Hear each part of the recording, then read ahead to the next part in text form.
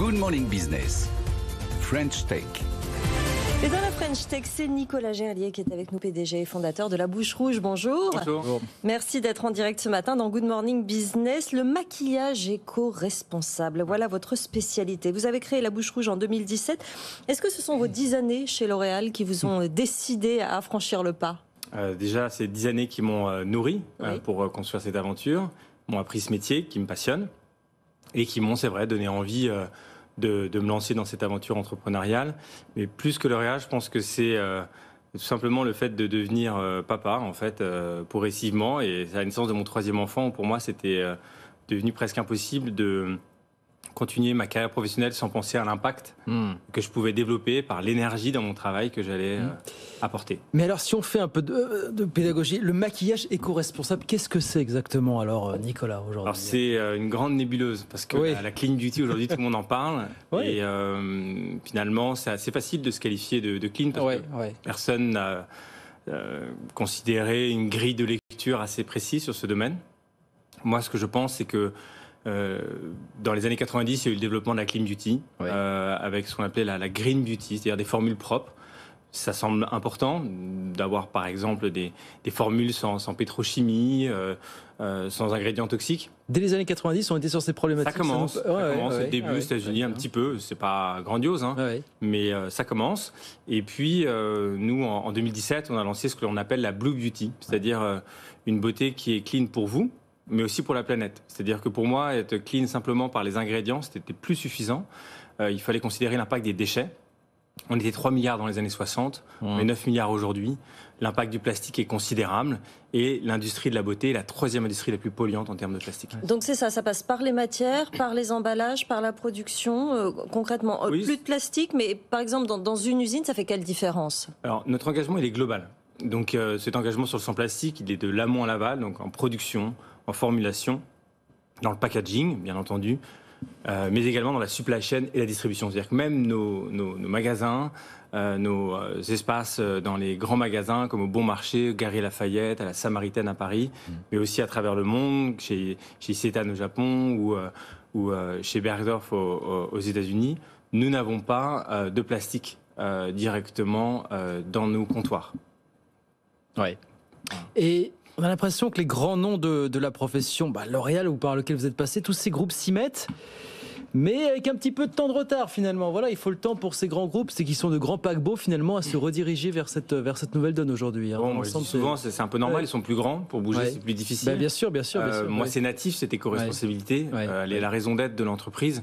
Donc, moi, j'ai essayé de ne pas le faire de manière marketing, mais plutôt de manière authentique. Donc, c'est-à-dire de ne pas chercher à rationaliser par des labels, comme un label bio ou d'autres labels, mais plutôt d'essayer de réfléchir sur le fond. C'est ça. Et donc, il y avait l'engagement sur le sans plastique qui me semblait indispensable.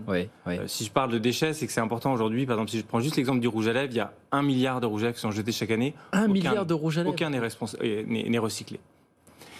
Et qu'on n'utilise pas jusqu'au bout, j'avais entendu ça aussi. On n'utilise pas jusqu'au bout, mais surtout quand vous les jetez, ce n'est pas recyclé. C'est pas recyclé. Je prends souvent l'exemple du recyclage du plastique aujourd'hui, qui est quand même une vraie réalité. On est à Paris, là, aujourd'hui.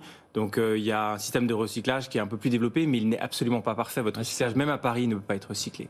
Donc, vous imaginez à travers le monde. L'emballage plastique, aujourd'hui, n'est pas cher. Et donc, il est plus cher lorsqu'il est recyclé. Et c'est pour ça que le plastique recyclé aujourd'hui n'est pas une solution. Est-ce que c'est facile de faire de la pédagogie auprès du grand public aujourd'hui sur cette clean beauty ? Je veux dire, quand vous êtes dans votre salle de bain, vous ne pensez pas à la planète, quoi. Voilà, c'est quand même une difficulté. Moi, je suis un optimiste et je pense que ce qui nous arrive avec le Covid aujourd'hui a quand même été un électrochoc. C'est-à-dire qu'on a vidé nos armoires, on a vu la quantité de déchets, on a été un peu plus spectateur de notre vie. On a acheté moins de maquillage. Et on a acheté moins. Vous l'avez senti ? Oui, c'est vrai, bien sûr. Nous, alors c'est vrai qu'on a eu la chance de se développer même pendant cette épidémie parce que, justement, je pense que les femmes ont eu envie de consommer autrement.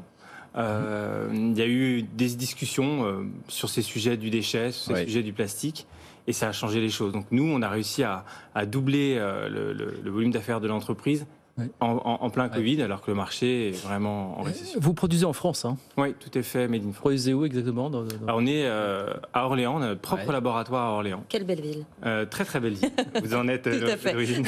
Alors, c'est à côté d'Orléans, c'est à Saint-Jean-de-Bray. Oui, c'est pas très loin. C'est l'objectif. C'est vrai que c'est une magnifique ville et c'est une magnifique région au global, dans laquelle il y a un maillage de chercheurs et d'activités industrielles autour de la cosmétique qui est assez exceptionnelle. Il faut savoir que la cosmétique, c'est la deuxième activité d'exportation pour la France. C'est exceptionnel. On a un savoir-faire en France qui est exceptionnel. Et moi, j'ai voulu, avec ce que j'avais appris, inventer le futur de la cosmétique, inventer le futur du maquillage, parce que aujourd'hui, le maquillage, c'est dans notre quotidien. Et moi, je dis toujours, si on veut attendre toujours le prochain président, le prochain homme présidentiel pour changer le monde, et la femme présidentielle pour changer le monde, malheureusement, on a aujourd'hui, heureusement, beaucoup plus de pouvoir demain en consommant autrement. En tant que consommateur, on est acteur de notre destin. Mais justement, les startups ont énormément aidé l'économie dans tous les domaines. Et là, est-ce que ce serait pas le moment justement qu'il y ait un mouvement? On l'a dit, les grands groupes s'y mettent, mais ils s'y mettent un petit peu. C'est beaucoup de communication. Est-ce qu'il n'y aurait pas une collaboration peut-être dans le futur entre vos laboratoires, vos innovations à vous, pour que ça se généralise dans la cosmétique française? Écoutez, moi je serais ravi de valoriser cet engagement de la maison avec une marque qui a une grande voix pour pouvoir l'aider à aller plus loin. En tout cas, c'est une porte que j'ouvre. Et ça sera d'ailleurs une manière de voir qui y répondra. Exactement. Merci beaucoup Nicolas Gerlier, PDG et fondateur de La Bouche Rouge. Merci beaucoup d'être venu sur notre plateau.